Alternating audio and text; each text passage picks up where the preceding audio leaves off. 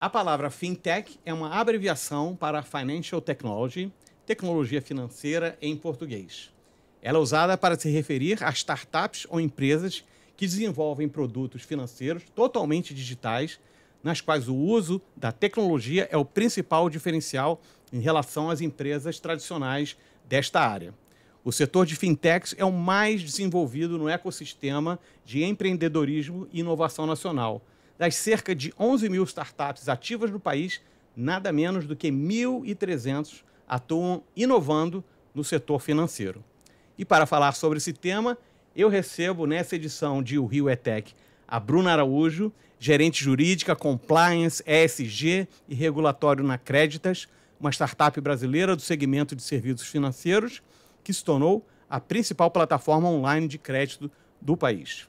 O Marlisson Silva, aqui do lado, atua no mercado de blockchain e criptoativos, criou o primeiro gateway de pagamentos de criptomoedas no Brasil e participou da fundação do Grupo Transfero, iniciativa com o objetivo de facilitar e promover a adoção de ativos digitais. E na minha frente, Daniel Orlean, empreendedor, líder e executivo de empresas com base tecnológica, fundador da Biz Capital e co-CEO da Volts, a primeira fintech do setor elétrico. Eu queria fazer um agradecimento especial ao Daniel, que me ajudou muito com o tema e a escolha desses convidados maravilhosos e ainda vai dividir aqui a sua vasta experiência nessa área. Sejam todos bem-vindos. Agradeço demais a presença de vocês aqui na Band News FM e os nossos espectadores e eu, a gente vai com certeza aprender muito com vocês, um time de feras, não tenho dúvida. Bruna, vou começar com você. Como você foi parar em uma fintech? Conta um pouco para a gente sobre a sua trajetória. Você é advogada e tem um monte de letrinhas aí. Explica as letrinhas para a gente também. Vamos lá. Obrigada pelo convite. É um prazer estar aqui com vocês. Daniel, eu conheço de longa data. Fico muito feliz de poder dividir e estar aqui com vocês para aprender também, né? Com certeza vou sair daqui com muitas anotações no meu caderninho aqui. Eu sou advogada de formação. Sempre trabalhei em escritório boutique, então trabalhei com propriedade intelectual, com direito civil, trabalhista, tudo isso que hoje eu chamo de um jurídico mais tradicional, né? Então achava que ia continuar nessa área, quando eu vi que não fazia o menor sentido para mim estar mais dentro de um escritório. Eu só tinha contato com um monte de advogado, estava muito cansada da minha própria galera ali naquele momento. Então, pensei muito mais na parte pessoal, eu queria ver outras coisas. Ampliar os horizontes. Exatamente, do que pensar em projetar uma carreira. Então, quando eu vou para uma startup, não foi projetando uma carreira ou imaginando trabalhar com tecnologia. Foi muito mais para poder conversar com o time de marketing, com o financeiro, para poder aprender outras coisas. Então, a primeira startup que eu fui, eu brinco que eu sou da época da vanguarda das startups, né? Que eu fui trabalhar no Peixe Urbano. Isso lá em 2012. Então, o Peixe Urbano tinha 1 aninho de vida, a gente estava ainda aprendendo o produto, a gente estava aprendendo como o jurídico poderia apoiar as operações de uma empresa com tanta inovação.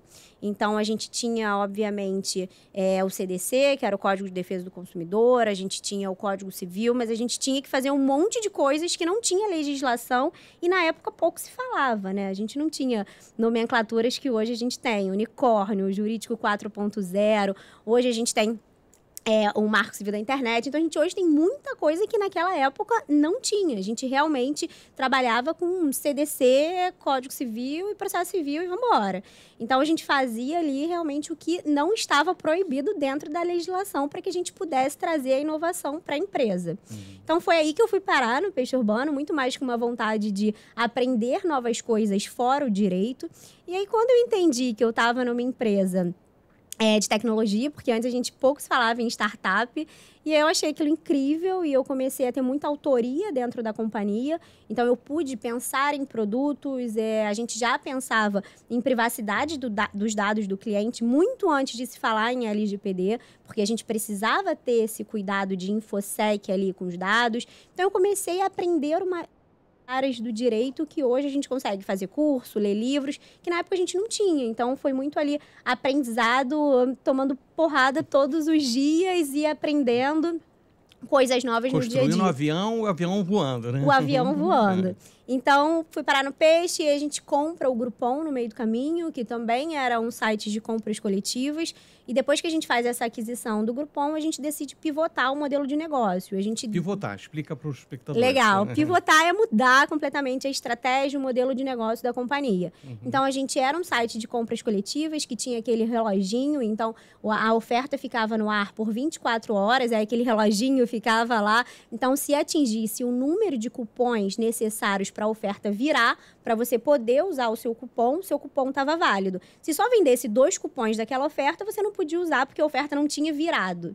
Então, você imagina a confusão que isso não gerou lá em 2012, 2013, na cabeça dos próprios consumidores, que não estavam acostumados com esse modelo de negócio de compras coletivas no Brasil. A gente foi o primeiro site no Brasil de compras coletivas. Então, foi uma novidade. Então, teve muito processo judicial, porque as pessoas queriam usar o cupom, só que não entendiam que precisavam esperar a oferta virar, então, para o cupom ficar válido. Então, assim, a gente teve muito problema. Também eu me lembro, desculpe interromper, mas eu me lembro que do lado dos fornecedores também, eles não estavam preparados para determinado volume. Eu me lembro de uma oferta, não vou falar da empresa, mas assim, era uma fabricante de bebidas, que estava com uma oferta maravilhosa e eles não tinham como, eles não estavam preparados para atender. Né? Gente, eu posso falar, Porcão Rios, a gente colocou uma fila no Porcão Rios que nunca existiu na história. Essas pessoas na rua com cupom impresso na época, porque não tinha aplicativo. Isso. Cupom impresso, e aí era todo mundo peixe urbano. Então, assim, a gente viveu isso. Nem o judiciário estava preparado para demandas de compras coletivas. Então, eu lembro que eu fui despachar um processo em que o juiz condenou o peixe urbano em R$30 mil porque não virou a oferta. E aí eu falei, nossa, é um absurdo uma oferta de R$89. E aí eu fui lá conversar com o juiz, e o juiz falou, nossa, eu não fazia ideia que funcionava desse jeito. Posso chamar ali o juiz da outra vara para você explicar também? E aí a gente fez uma reunião aqui, explicar como era o modelo de negócio de compras coletivas. Então, isso era muito novo. E aí, quando a gente compra o Groupon, a gente começa a expandir a operação América Latina. Então, a gente vai para outros países, Chile, Argentina. E aí, a gente vai conseguindo atuar, conseguindo explicar um pouco. E assim, educando mesmo os consumidores, né? E aí, em seguida, vem esse processo de pivotar o modelo de negócio. A gente deixa de ser compras coletivas e começa a ser um site de e-commerce. Então, a qualquer hora, a qualquer momento que você entrasse no site do Peixe Urbano, que ficou peixeurbano/Groupon, você conseguia comprar um iPhone, um MacBook, conseguia comprar um copo, o que você quisesse, você comprava. Então, não tinha mais essa oferta, reloginho, não tinha mais nada de compras coletivas. Era um site de e-commerce tradicional. E aí, nesse momento, o Peixe Urbano ele se reinventou. A gente desenvolve o app, a gente consegue colocar o cupom 100% online. E eu lá dentro fazendo muito mais uma parte regulatória ali de modelo de negócio jurídico, né? Olhando mais para esse departamento. Então, a gente constrói um jurídico dentro do Peixe Urbano. A gente chegou a ter 12 pessoas, era um jurídico grande, que a gente fazia tudo in-house. Então, a gente teve 7 mil processos de consumidor na parte contencioso. A gente via toda a parte de contratos, M&A. A gente tinha uma equipe bem bacana ali.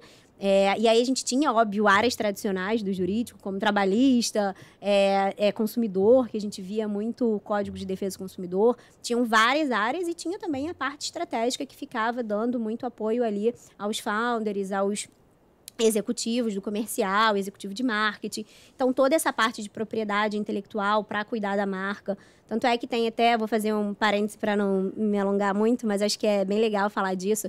A gente tem uma briga de propriedade intelectual com o Hotel Urbano, né? Sim. Então, foi um caso muito famoso. Sempre achei que quando o Hotel do Irlanda vai todo rolar. mundo achava que era o mesmo grupo econômico. Peixe Urbano, Hotel Urbano. E não era. Então, assim, a gente entra com um processo contra o Hotel Urbano, de concorrência desleal, e a gente leva esse processo até o STJ. Então, foi um dos primeiros casos que a gente consegue levar um caso de concorrência desleal para o STJ, e lá a gente consegue o direito de usar a marca Peixe Urbano, e o Hotel Urbano perde esse direito de usar o Hotel Urbano. Então, por isso, hoje, eles se chamam URB. Então, tudo por conta do direito. Então, a gente acha que a propriedade intelectual, que era a área que eu trabalhava antes de ir para o peixe, que é super tradicional, ligado à área empresarial, acha que isso, a galera que está começando agora, que quer trabalhar com startup, acha que não precisa saber disso. E quando a gente vai vendo, foi por conta disso que a gente conseguiu a marca e o Hotel Urbano perdeu a marca. Então, a gente vai vendo que o direito, sim, ainda tradicional, ainda é muito importante dentro das companhias, inclusive das startups. E aí eu fico lá no Groupon, no Peixe, por 6 anos. Em 2019, eu volto para o Rio. E aí começa um projeto dentro da Volante. É um e-commerce também de compra e vendas de automóvel 100% online. Fico lá por 2 anos também, foi um projeto incrível que eu amei participar. A gente também tinha muita parte regulatória, de Detran, de mostrar como a gente ia fazer essa venda, porque a gente só fazia intermediação entre o comprador e o vendedor do carro, sem você precisar ficar recebendo ligação de comprador quando você quer vender um carro. Então, a gente dava ali uma facilidade, a gente usava alguns correspondentes bancários para você já sair de lá com o seu carro financiado, se você quisesse fazer a compra do seu carro ali. Então, realmente foi um projeto muito inovador. Muito antes da Cavac no Brasil, de outros Carflix, tinha outras empresas nesse mesmo formato, mas com certeza a Volante foi a mais, assim, aqui naquele momento ali veio com mais tecnologia, com mais desenvolvimento de produto, de negócio. Eu amei trabalhar, foi um super projeto. E aí fiquei lá por 2 anos e meio, e aí depois fui para Creditas, porque a Volante ela foi adquirida pela Creditas. Então, a Volante vira Creditas Auto, o mesmo produto. E aí eu vou para tocar o jurídico da Creditas e tô lá já tem 2 anos e meio. Então, agora eu toco a parte de LGPD, contratos, trabalhista, imobiliário, contencioso, propriedade intelectual. Tem umas áreas e só não toca a parte de mercado de capitais e M&A. Bacana. Super experiência, bacana. Bacana saber essa história do peixe urbano, que foi realmente a primeira startup que eu me lembre, né? Conheço o Júlio Vasconcelos. Sim. E me lembro quando ele falou da ideia num bar aqui no Leblon, num café, ele me perguntando o que eu achava dessa coisa de compras coletivas. Muito legal saber, né? E o que você achou Cara, eu achei que eu tive muita dúvida se ia pegar no Brasil. Ele ele mostrou lá dos Estados Unidos, Groupon, as coisas rolando. Eu falei, será que o brasileiro vai acreditar, vai entrar numa? Eu fiquei muito surpreso com o sucesso, que foi avassalador, né? Foi muito grande, muito rápido, muito legal. Vamos lá para o Marlisson. Agora quero saber tudo sobre você. Você é um cara que vem de TI e agora você está nessa área, né, de criptoativos, né, de parte de ativos digitais. Conta para gente um pouco, Marlisson. Minha trajetória é mais tranquila do que a dela. Tô brincando. Prazer estar aqui com vocês. Vamos lá, eu sou formado em análise de sistemas, trabalhei em consultoria de desenvolvimento de software, software house. Trabalhei tanto para empresas de impressão de grande porte, como para consultorias de seguro, banco. E em algum momento da carreira, eu já estava ali numa posição de gestão de projetos, gestão de equipe já. E aí fui convidado a participar de uma startup. Era um projeto que visava trazer um gateway de pagamentos americano para o Brasil. Explica para a gente o que é gateway, que eu mesmo não sei direito. Lá no Peixe Urbano, por exemplo, tinha um gateway de pagamentos que era para processar os cartões de crédito na plataforma. Então, o nosso trabalho era fazer a ligação entre o usuário, que está aqui na tela digitando os dados do cartão, e a adquirente ou a processadora de cartão. Então, perfeito. A gente fica ali no meio, ali processando essas informações.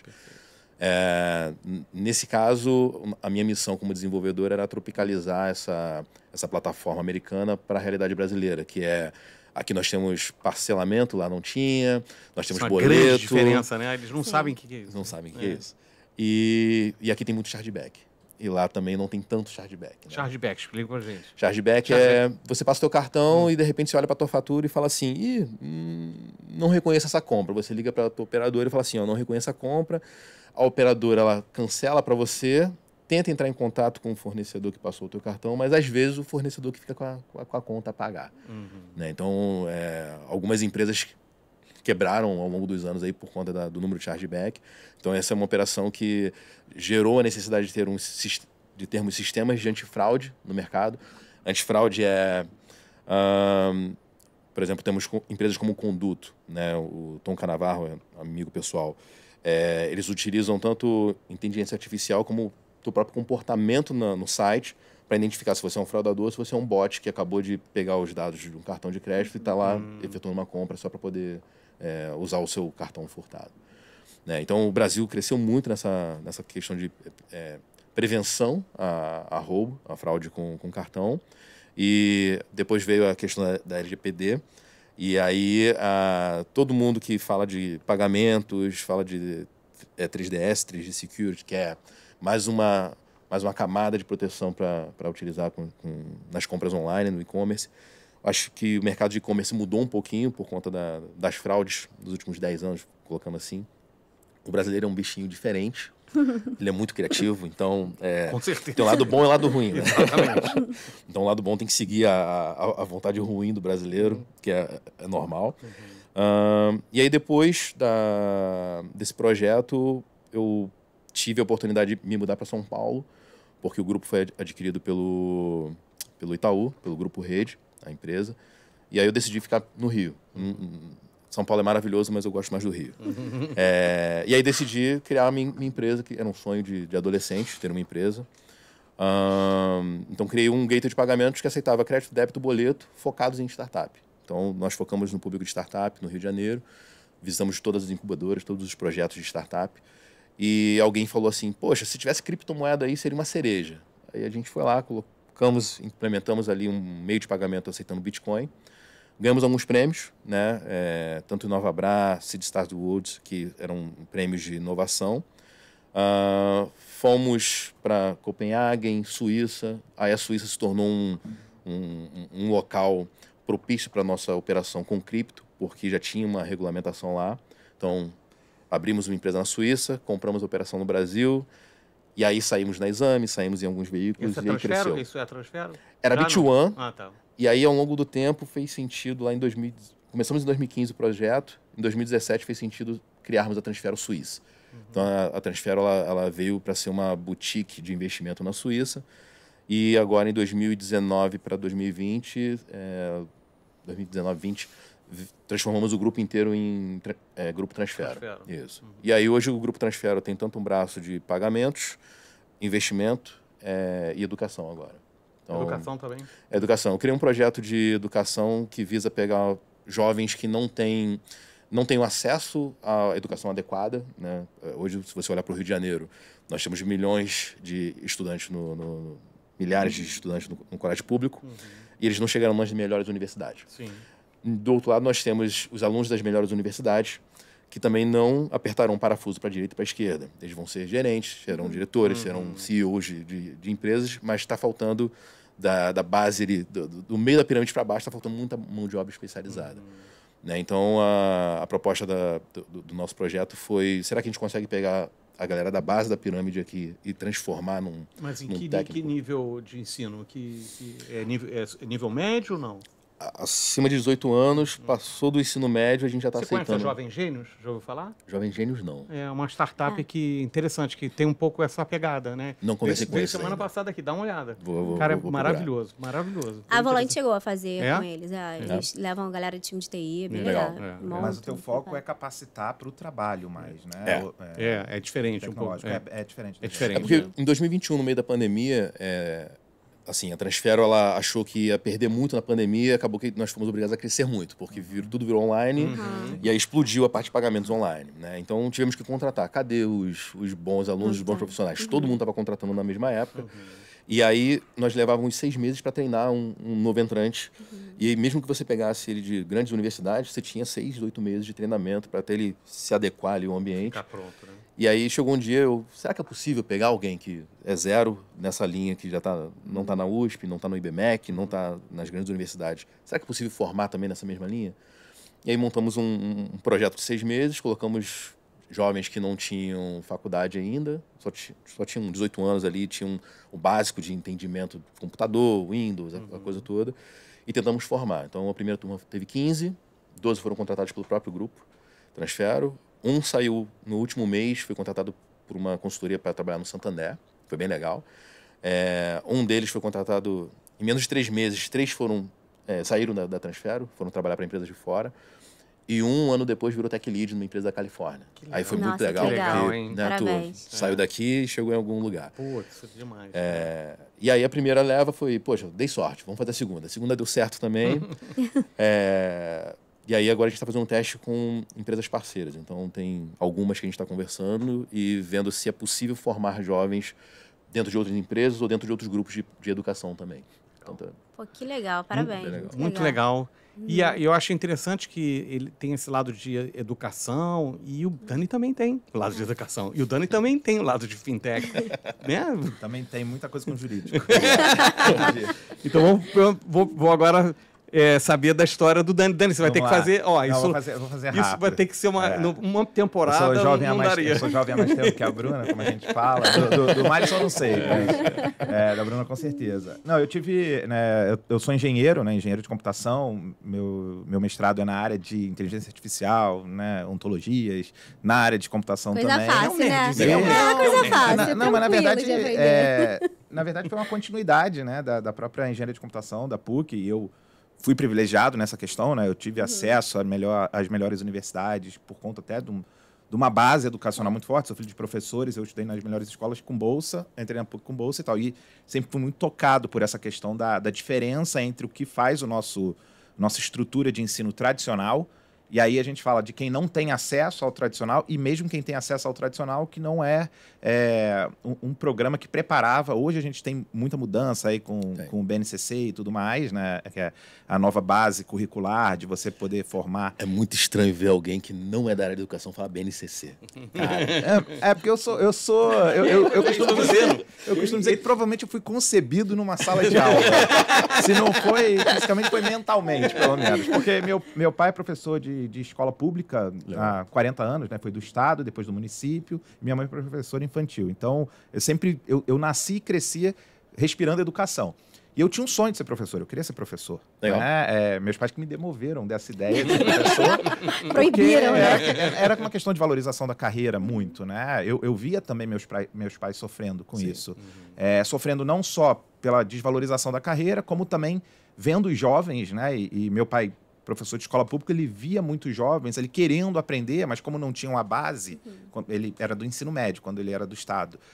Ele falou assim, cara, o jovem quer, mas muitas vezes a bagagem não ajuda, a estrutura familiar não ajuda, né? Então ele tentava muito trazer para a realidade daquele jovem. Então quando você fala, eu vejo muito isso. E eu queria trabalhar com educação, mas eu acabei enveredando virar engenheiro. E aí quando eu saí da faculdade, eu falei, cara, eu preciso abrir uma empresa na área de educação. Porque se eu não sou professor, eu quero trabalhar com educação para ajudar a transformar a educação. E só tem um pouquinho mais de tempo. Isso foi em 2000. Ano 2000. Né? Vocês estão esperando 2000 e alguma coisa. Não, é 2000 só. Né? A gente está em 2023. Então, eu tive uma empresa de educação. Essa parte muito rápida que eu contei durante 15 anos. A empresa saiu de uma salinha do tamanho praticamente um pouquinho maior que essa mesa, eu e meus 2 sócios, até virar uma grande corporação com 820 funcionários e vendida para um grupo alemão em 2015, né, chamado Bertelsmann, que é também do grupo da BMG e por aí vai. E aí, quando eu vendi a empresa, né, eu falei, cara, eu vendi, depois saí, né, um processo ali de saída. Falei, cara, com o que eu vou trabalhar agora? Né? Porque eu não podia trabalhar em educação por 2 anos. E aí um cara que é apaixonado por educação, não pode trabalhar com educação por 2 anos, vai fazer o quê? Eu falei, cara, eu preciso encontrar alguma coisa que continue transformando a sociedade. A gente tinha muito aquela coisa, você ganha dinheiro trabalhando com educação corporativa, que era exatamente o nosso conceito de... que eu acabei pulando isso, né? O jovem que é formado, bem ou mal formado, ele não está preparado para o mundo. Não é nem para o mercado de trabalho, é para o mundo. E isso no ano 2000, que era menos acelerado, menos complexo, né? Onde você não tinha que aprender uma coisa nova a cada 3 meses. Você tinha que aprender uma coisa nova a cada 5 anos, talvez. Né? Eu que vim da área de tecnologia, cara, eu aprendi COBOL na escola técnica, né? A escola técnica Hort, que fica aqui em Botafogo. E fui aprender COBOL de novo na faculdade. Então, assim... e depois tinha empresa que ainda contratava COBOL por causa do bug do milênio. Então, assim, foi uma tecnologia que perdurou muito tempo. Hoje você pega o mundo da tecnologia, cara, a cada 3 meses você tem uma novidade. E você corre o risco de nunca resolver um problema, que você sempre fica tentando na tecnologia nova. Então, a minha empresa, nessa época, era focada em suprir esse gap entre o que o mercado educacional tradicional forma as pessoas, privilegiadas ou não, né, para o que as empresas precisam. Então era um mercado enorme, tinha muita demanda. A gente cresceu muito rápido e atendia das 500 maiores empresas do Brasil, atendia 252. Né? Então era bem... foram 15 anos. Né? Hoje 15 anos parecem 75, mas na época 15 anos... Na época foi bem rápido. Foi rápido. E eu fiquei ali meio perdido, né? Falei, vou fazer um sabático, não vou fazer. E aí a gente teve a oportunidade de conhecer um fundo, né? Que é o Monachique, que também foi um que investiu no peixe urbano, né? Créditos e tudo mais. Ele falou, não, a gente quer investir em vocês empreendedores. Achem alguma coisa. Que legal, hein? E eu falei assim, Que moral, caramba, hein? né? Pô, mas o que eu vou fazer? Eu quero uma coisa que tem impacto, que tem propósito. E por incrível que pareça, a gente foi encontrar isso numa fintech. Por quê? Porque foi nessa época que a gente se conheceu também, né? Que eu era da Biscapital, ela era Peixe Urbano, e a gente viu que pequenos estabelecimentos, PMEs, de todos os setores, tinham muita dificuldade de pegar crédito. Ficavam na mão dos grandes bancos, porque a concentração de crédito era muito grande. Então, um pequeno empreendedor que tinha um restaurante, que tinha um consultório dentário, que tinha, sei lá, uma confecção, ficava mais de um mês no banco tentando receber um não. Porque ele não recebia nem o não, nem o sim. Com documento para lá, documento para cá, impresso, aquele calhamaço, né? A gente brinca como faziam os fenícios, né? Levava documentação impressa para lá e para cá, tinha que ir na agência, tinha que tomar 3 cafés na agência, até o gerente dizer, olha, infelizmente o senhor vai ter que deixar um apartamento ou alguma garantia. Cara, e se a gente resolver algo que pelo menos diga o não rápido quando tem que dizer o não? E foi aí que, da Afero, né, que foi a minha primeira empresa de educação, a gente criou a Biscapital. A Biscapital era uma fintech de crédito focada em pequenos negócios. E aí a gente usou tudo aquilo que a gente tinha aprendido atendendo empresas no mundo da educação com a tecnologia que tinha evoluído bastante. Aí isso aí já era 2015. Então a gente já tinha a regulação da área de fintech, né, um pouquinho mais elaborada, muito menos do que hoje. Né, o antecessor... Sem agenda do Bacen. Sem agenda do Bacen. Quem fez isso, quem fez a mesma coisa antes da gente, foi investigado pela Polícia Federal, porque fazia crédito que a gente chamava de peer-to-peer, né? Então, o banco pagava mal no seu dinheiro, a empresa pagava caro no dinheiro, no seu dinheiro intermediado pelo banco. Né? E eles falaram, olha, se a gente fizesse... Você tem um dinheiro, tem R$1.000, R$5.000, R$10.000, não quer receber o 0 ponto alguma coisa que o banco te paga, quer receber 1 ponto alguma coisa. Você está pagando 6%, 7% de taxa de juros ao mês, quer pagar 2 ou 3? Vamos juntar vocês dois, 10 de você, com 10 mil cada um, vamos emprestar 100 mil para a empresa e você vai ganhar isso, né? Antes da Biscapital, quem fez isso foi investigado, quase foi preso. É mesmo? Por quê? Porque a Bruna falou uma coisa importante, né? Tinha um jurídico tradicional. Jurídico tradicional, se eu falar besteira, você me corrige, tá, Bruna? Já fez isso muito na vida, né? Olha, menina. Mas o jurídico tradicional fala assim, não é permitido. Então você não pode... Desculpa, não é liberado. Então você não pode fazer. Quando o jurídico pro-business diz o seguinte, olha, não é proibido, vamos encontrar uma maneira de fazer. Né? E naquela época, não era proibido fazer da maneira como eles estavam fazendo, mas era um terreno cinza, não tinha algo que dizer, não, você pode fazer desde que você siga isso, isso e isso. Quando a gente veio, já estava um pouco mais, né? O pessoal da Creditas, né? Eu nunca sei se é Créditas ou Creditas. Eu sempre falo. Creditas, pronto. O pessoal da Creditas já estava fazendo, né? Com garantia, a gente falou, a gente quer fazer sem garantia para complementar, porque nem sempre a pessoa vai ter um automóvel, um apartamento para colocar. Então a Biscapital também cresceu muito rápido. Teve um mês que a gente recebeu 2 bilhões em pedidos de crédito. Só que a aprovação era muito baixa. Né? A gente usava inteligência artificial, grandes bases de dados. No início, né, 95% dos pedidos passavam por uma pessoa para serem analisadas. Hoje, a empresa cresceu. Né? Eu não sou mais executivo da empresa, mas sou sócio. Hoje, 100% é analisado por IA. Né? Inteligência artificial. Inteligência artificial, exatamente. Por algoritmos, né, que aprenderam ao longo do tempo quais são as características que aumentam ou diminuem a probabilidade daquela empresa pagar um empréstimo. Não é se a pessoa é honesta ou não, mas olha, você tem um negócio que gera 20, 30, 50, 100 mil por mês de faturamento, de receita. Você está pedindo 10 mil, 30 mil de crédito, de acordo com as características, que aí são milhares de variáveis. Desde se a empresa fez obra recente, quanto tempo ela está aberta, qual é o setor dela, tudo isso é insumo para a inteligência artificial dizer, olha, a probabilidade de ser adimplente é de 92%, 13%, 12%. E aí você define no fator de corte se você vai emprestar ou não. E vai botar uma taxa que seja justa. Né? Então, quanto mais informação sobre a empresa e sobre aquele setor, a gente conseguia fazer isso. Então, eu fiquei de 2015, final de 2015, 16, 17, 18, início de 2019... tocando junto com os meus sócios cofundadores da Afero, né, a Biscapital. Em 2019, eu estava, 2000 até 2019, eu trabalhei que nem um doido. Né? 15 anos em educação corporativa, depois 4 anos em crédito digital, né, fintechs. E eu sempre, quando eu trabalhei com educação corporativa, o meu negócio era dizer sim. E aí eu passei para o negócio de dizer não. Porque crédito... Você diz sim para alguns e diz não para a maioria. Eu falei, cara, eu não estou feliz aqui. Eu preciso respirar novos ares também, né? Não porque eu não estava satisfeito com os meus colegas, tá?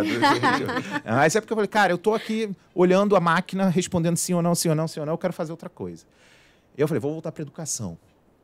E aí saí da Bis Capital do dia a dia, continuei sócio, fui para o conselho, voltei para uma empresa de educação por 6 meses, veio a pandemia. E aí, durante a pandemia, fui convidado pelo Grupo Energisa a tocar a startup do grupo, né, num processo de venture building que eles fizeram, que eles identificaram uma necessidade. O Grupo Energisa é hoje um dos maiores grupos de distribuição de energia do Brasil.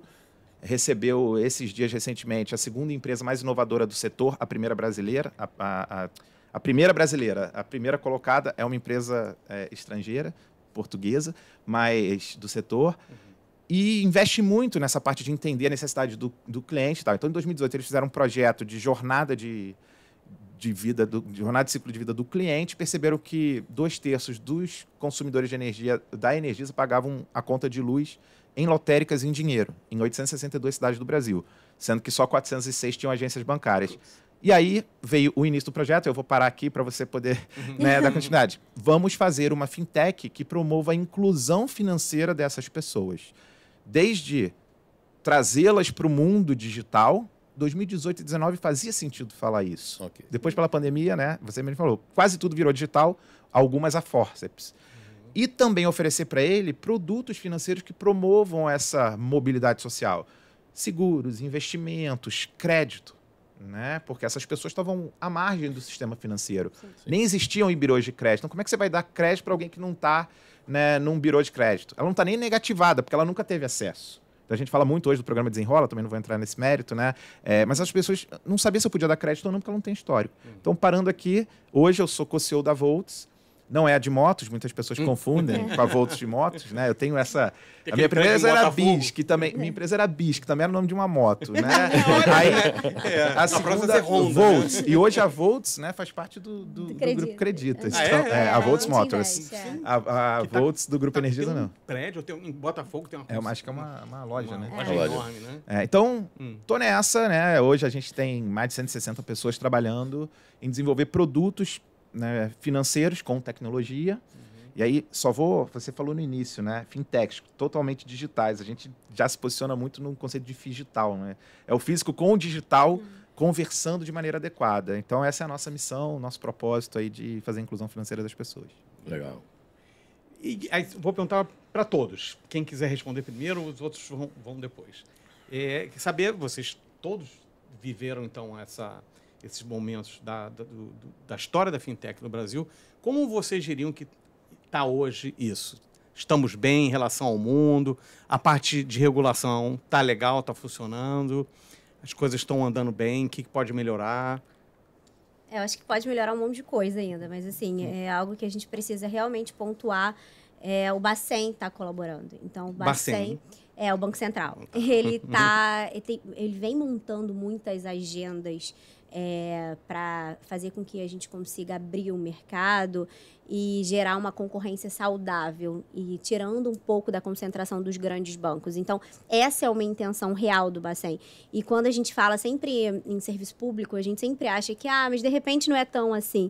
E no Bacen é diferente. Realmente é um movimento muito ativo e muito eficiente. Então, sempre quando a gente pensa em serviço público, talvez a gente pense que não é algo eficiente e a gente não pode falar isso do Bacen. Então, você entende que... Isso é música para os meus ouvidos que você está falando. Pois é. Então, realmente, eles vêm se preocupando com essa agenda das fintechs, dessa oportunidade de inovação. Eles criaram até alguns programas, sandbox, que a gente consegue fazer testes dentro do Bacen para testar novas tecnologias, novos produtos com um certo grupo. Então, assim, você vê que existe uma boa vontade para que isso aconteça. Então, acho que esse é o ponto positivo, mas a gente tem muita coisa ainda para melhorar. Mas eu entendo que o Brasil é um campo muito fértil para as fintechs, assim.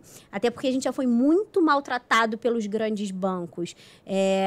A gente tem E a gente, até complementando um pouco o que o Daniel falou, hoje tem 16% da população desbancarizada. Então, isso é um dado de 2022, né? Então, assim, 16% é muita coisa. Então, eles não têm acesso. E o maior motivo deles não terem acesso é porque eles moram longe das agências desses grandes bancos, eles não têm documentos suficientes para conseguir abrir uma conta. Tem um outro... de morar longe, de não ter documento e também da burocracia que é. Então, você não tem uma grande parte da população hoje com conta bancária. Então, acho que isso é o propósito ali das fintechs no final. Acho muito o propósito social, como o Daniel vem trazendo e vem buscando. Acho que essa parte é muito legal e o apoio também do Bacen. Vou pegar essa deixa e já te perguntar sobre mobilidade social, porque você fala muito sobre isso e sobre a Volts com esse objetivo. Né? Com esse Mas eu vou fazer uma conexão mais rápida com o que a Bruna falou. Quando a gente fala de propósito, mobilidade e agenda positiva do Banco Central nesse sentido, é o Pix, cara. Pix. A gente não precisa ir muito longe. Qual foi a ferramenta de maior inclusão financeira que a gente teve nos últimos anos no Brasil e que foi gestada, óbvio que com muita colaboração, né, dentro até do governo, né? Foi pensar, e até a própria marca, né? Uma marca, um branding, que não é um branding usual quando você fala de governo. Pix, é aquela coisa rápida que é instantâneo. O conceito é de ser instantâneo. E que vem aí dali o sistema de pagamento instantâneo e tudo aquilo que hoje qualquer pessoa no Brasil, de alguma maneira, né? Talvez não esses 16%, mas entre os 16% e todo o restante, né? O quanto que um taxista, por exemplo, era dependente de ou receber em dinheiro, em espécie, ou de ter uma maquininha, né, com uma taxa de, às vezes, até 10%. Exato. 5%, 10%. Se ele quisesse antecipar, então, porque muitas vezes ele precisa do dinheiro na hora, ele perdia muito. Então, você deu um ganho imediato para milhões de pessoas. Né? Foi o programa, talvez, de pagamentos mais rápido que a gente teve, guardadas as devidas proporções, até do que países como a Índia, por exemplo, que tem um equivalente. Então, essa questão da agenda, que a Bruna fala muito, né, do regulatório, muito daquilo que lá no início a gente falava assim, não sei se é permitido, e às vezes o jurídico fala assim, então se não é permitido é proibido, versus se não é permitido, caramba, tem muito risco, você pode ser preso. Né? Quantas vezes eu ouvi assim, não fiz nada ilegal, tá? Mas vamos pontuar. Olha, a gente não sabe se você pode ser preso por fazer isso, por bancarizar um título de pagamento de uma conta de energia. E isso fazendo o básico, hein? Não, fazendo aquilo que eu falo, não, mas olha aqui, isso aqui é bom para o cliente. Imagine com criptomoeda. Pois é. Então, essa questão, né, do Pix, do SPI, junto com todas as novas regulações que têm, entre outros objetivos, descentralizar esse poder no sistema financeiro, de você ter, por exemplo, empréstimo entre pessoas, entre você ter sociedades de crédito direto, focadas em oferecer crédito a uma taxa justa, personalizada, de maneira digital, tudo isso traz uma vazão muito grande para chegar no ponto que você perguntou da mobilidade social. E eu pude ver isso muito na pele, né? Porque, poxa, a gente que mora aqui no Rio, quer ir num banco, a gente desce na rua, escolhe um lado e a gente encontra. A gente encontra o laranja, o vermelho, o amarelo, né? Mas a gente encontra. Imagina uma pessoa de Marechal Thaumaturgo ou em Vila Restauração no norte do Acre, porque esse é um caso real, que precisa pegar 9 horas de barco para chegar numa agência bancária. Ter acesso é difícil esse Esse é um caso extremo, mas se você pegar ali a maré. Quem criou até a própria moeda, né? Exato. Se você mora na ponta da maré, imagina você fazer um depósito bancário. Isso. E aí você vai para um outro ponto. Na época que a gente acompanhou aqui as tragédias até na serra, de chuvas e tal, quantas pessoas perderam tudo porque não tinham um seguro, né? Que muitas vezes é um seguro que é barato para você poder se proteger. Quando você tem essa digitalização, ele pode contratar o seguro pelo celular. O que a gente percebeu em 2018 e 2019, que o Brasil está muito à frente em inclusão digital. Tá? A inclusão digital não parece ser um problema. Mas a inclusão financeira é um problema, porque ele era digitalizado, tinha smartphone muitas vezes, se ele não tinha um plano de dados, ele acessava a internet da lotérica muitas vezes, ele ia para a lotérica pagar a conta para acessar a internet, ele ia para algum lugar onde tinha uma internet pública, ele compartilhava com um amigo, ele tinha o WhatsApp, tanto que a gente viu quanto que o WhatsApp influenciou no processo eleitoral, né? Mas ele não tinha uma conta no banco. Em 2020 e 2021, a gente teve esse número de 16, ele veio muito por conta do Caixa Tem. Exatamente. Porque antes era 40%, 50% de desbancarização. Mas Na muita pandemia melhorou muito esse número. Exato. Então, Nubank, Banco Inter, C6, não tem problema de falar de concorrente, não. Eles conseguiram abrir contas muito rápido. Por quê? Porque se permitiu abrir a conta digitalmente. Aí você abre um flanco de fraude, de contas laranjas, que é um outro problema. Mas a partir do momento que você oferece para uma pessoa a possibilidade dela ter uma conta gratuita, dela ter acesso a seguros baratos, dela ter acesso a um crédito mais justo. E falando de um outro ponto, que também é um ponto de mobilidade social, que é o Open Finance, né? Ou seja, até poucos anos atrás, você tinha todo o seu histórico com o seu banco.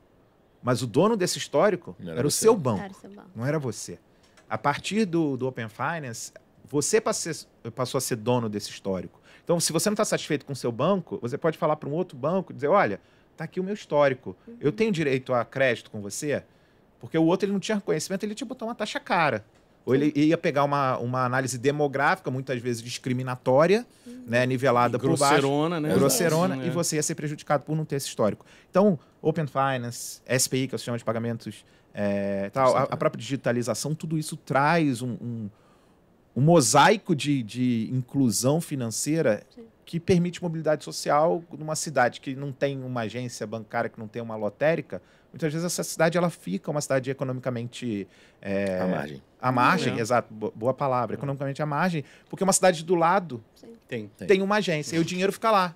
As compras são feitas lá, o dinheiro circula lá. Então, mobilidade vem disso. Desculpa, falei muito. E tem produto também que os grandes bancos, eles não se importavam, como home equity, auto equity, empréstimo com garantias, né? Então, você pega a sua casa, você coloca em garantia o home equity. O auto equity, você pega o seu carro, dá em garantia para o banco e consegue um valor de empréstimo maior, que é até hoje o que a Creditas faz.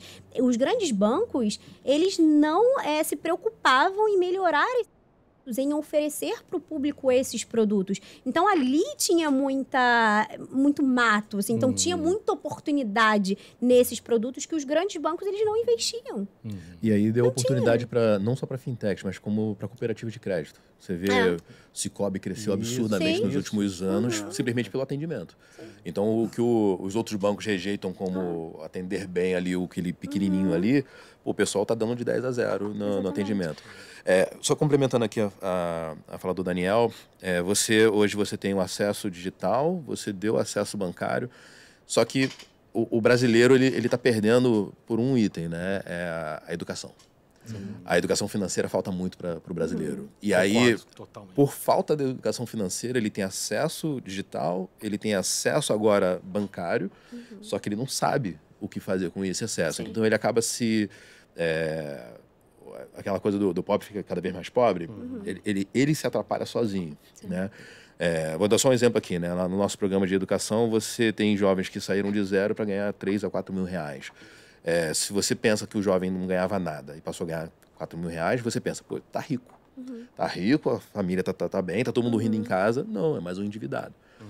E aí eu tive que trocar toda a nossa pauta de educação e ter que colocar educação financeira, planejamento familiar e planejamento de carreira. Porque como não vem da base, não vem legado de família, ele vai ser mais um, né? Então, complementando, o Brasil está num ótimo momento para inovação, é um momento ótimo, um momento onde os reguladores eles estão abertos a conversar. Em 2016, a Bit1, na época, ela tinha a agenda de tentar conversar com, mas não conseguia conversar, e quando conseguia conversa, não tinha nenhum não. Era assim, o que vocês estão fazendo? Estamos fazendo isso e isso, posso? Então, não sei. Então, mas eu posso ou não posso? Não sei. Vai em outro lugar e tenta achar um sim ou não. E aí, como é que você vai em outro lugar? Porque na Suíça pode isso e isso. Ok, posso fazer isso e isso no Brasil? Não sei. Então, a gente faz com risco de ser preso, aí começa a brincadeira. O que eu faço é crime, o que eu faço não é crime. Então, inovar no Brasil hoje está muito fácil. Você tem tanto a parte jurídica como o regulador próximo a você. Você não precisa tomar risco de ser reconhecido ou confundido com bandido ou com alguma outra coisa. Então, assim, o empreendedor hoje, ele tem informação na mão dele. Então, ele consegue realmente entender qual é o mercado dele, o que ele quer fazer naquele mercado, e o não ele tem de cara. Há 10 anos atrás não tinha o não. E vai ter público para usar o serviço dele nessa Sim. parte bancária, Sim. porque a gente tem um monte hoje de fintechs oferecendo os produtos diferentes e você vê que todas elas trazem realmente produtos inovadores e não produtos diferentes, mas produtos com mais facilidade, até na parte produto mais barato. Então ele gasta menos hoje para rodar o crédito, para entender se você pode fazer a pesquisa de Sim. crédito muito mais barata. Então acho que isso também facilita. Quando a gente pensa na parte do Pix, né? Antes o vendedor de cachorro-quente, ele às vezes nem tinha maquininha, ele só aceitava dinheiro. Então, às vezes, o cliente, né, o consumidor ia lá e esquecia o dinheiro, não tem como comprar. Hoje ele, Pix, ele consegue receber. Isso é uma revolução. Em todas as camadas. Né? Isso. Marlison, eu queria aproveitar que você é um cara de tecnologia e se a gente pensar, eu vi outro dia, me veio à cabeça isso, um vídeo que rola muito nas redes sociais, que é do Jornal do Brasil, Jornal Nacional, falando de uma agência conectada do Bradesco. Não sei se vocês já viram isso, que eles falam, olha, isso faz... Você consegue o seu extrato na hora, não sei o quê. Décadas atrás. Décadas, assim, mas assim... Então, nós, na verdade, pelo nosso sistema financeiro, em termos de tecnologia, ele sempre foi bem de vanguarda, né? Chip, os Estados Unidos começou a ter chip, sei lá, 5, 10 anos depois do Brasil, uma coisa assim, né? E, por outro lado, como você falou no começo, nós somos os campeões da ladroagem e das tentativas. Cara, é impressionante a criatividade, né? Aí eu queria saber de você, se você acha que qual desses lados, se eles vão sempre estar lá, é uma luta desigual, onde os caras, né, a galera do mal é mais criativa e as empresas estão sempre correndo atrás. E queria falar também, sobre... porque a gente está quase com o tempo acabando. Para o nosso público que não conhece, e eu também vou me incluir nesse... Né, conheço, mas não conheço muito. Falar sobre criptomoeda. Explica pra gente. Tem gente que escutem e tem vergonha até. Eu não sei, mas não vou falar, que todo mundo tá sabendo. Ninguém sabe. Explica aí. Você que é um cara de educação também. Criptomoeda e blockchain. Se você puder. Vou falar da primeira parte primeiro, da questão do bem e do mal ali, né? Isso. Eu acho que o brasileiro, ele por natureza, ele é super criativo. Ele consegue, talvez pelo mercado ou pela necessidade, ele consegue ser muito adaptável a novas realidades. Né? O problema é que o brasileiro não tem incentivo para fazer o bem. Então, se você olhar para um jogador, às vezes ele é muito bom, só que os históricos dos nossos clubes se chega um jogador costas quentes, o jogador bom fica de lado e chega o cara... Enquanto em outros países, se você é bom, você é bom. Né? Então, aqui o mérito é muito mais claro, né? Ninguém pergunta, né? Exato. É inquestionável o talento em alguns lugares, e aqui não é o talento que é questionável, você está vindo com quem? Né? Então, esse é um ponto no Brasil. E eu acho que, na verdade, o mundo hoje ele está muito próximo. Então, essa briga do bem e do mal, hoje, se o brasileiro ele é bom, ele arruma um emprego em qualquer lugar do mundo, ele não precisa ir para o lado negro da força, né? E ele consegue ser bem remunerado e consegue ser recompensado pela aptidão dele. Então, está reduzindo isso, mas a gente precisa reduzir quem já está à margem. Quem já está à margem, a gente tem que encontrar uma solução para como eu consigo melhorar essa situação aqui. Para ele não ir para esse caminho. Para piorar, isso. É mais fácil. É mais fácil.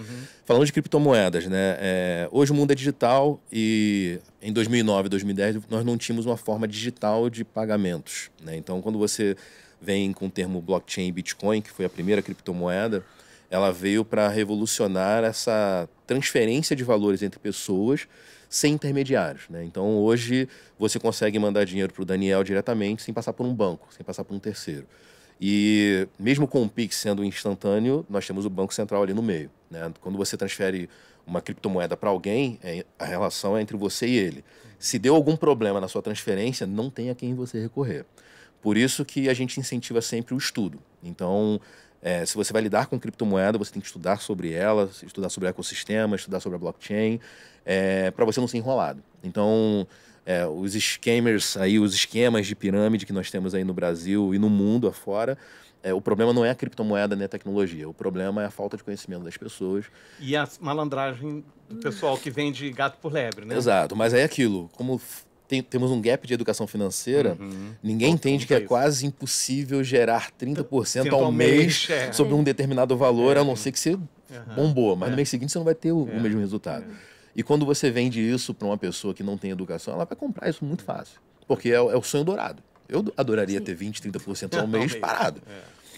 Isso é difícil. Então, mas está melhorando? Como é que está o uso, a utilização? Me parece que fica num grupo muito restrito e quem quer entrar não sabe por onde entrar e às vezes acaba entrando por uns faraós aí de Cabo Frio. Né? O problema é que quem quer entrar acha que tem que ter dinheiro para entrar. Né? E você não precisa ter dinheiro para conhecer criptomoedas. Está melhorando porque em 2015 era tulipa, era pirâmide, em 2016 era tulipa, era pirâmide, era esquema. Mas hoje, por exemplo, você tem o real digital, que vai rodar numa blockchain específica. Aí também não adianta colocar os termos aqui, que aí vai ficar pior a conversa. Mas a ideia é que o Banco Central desenvolva ali o real digital numa blockchain específica. Esse real digital vai ser uma criptomoeda controlada pelo Banco Central. Né? Então você vai conseguir ter uma eficiência milagrosa entre fechamentos diários entre bancos e entre o próprio Banco Central. Você vai ter um controle transparente das partes. Hoje, se o Bradesco, teoricamente, dizer que o Daniel tem 5 bilhões a mais na conta, o Bradesco tem o poder de alterar o banco de dados, entre aspas. Quando você vai para um mundo de blockchain, o livre é aberto para todo mundo. Eu consigo checar aquele endereço, mesmo sem saber se aquele endereço é do Daniel. Né? Então, você traz uma inclusão de transparência muito grande para o próprio Banco Central. E a equipe técnica do Banco Central nos últimos anos, ela deu um salto absurdo em vontade de executar. Né? O Banco Central eu não vejo como uma repartição pública como... tradicional. Então, assim, conhecida, né? Exato. Eles querem entregar, o planejamento está ótimo, até 2025 já existe um planejamento de entrega do Banco Central. E quando você vê o que eles querem entregar e a forma como eles estão planejados para entregar, você fala assim, vão entregar fácil, vai sobrar tempo. Vai rolar mesmo. Como rolou aqui, esse Rio ETEC maravilhoso, adoraria continuar muito mais, estou aprendendo muito. Obrigado a todos pela participação. Nos vemos no próximo Rio ETEC semana que vem. Um abraço.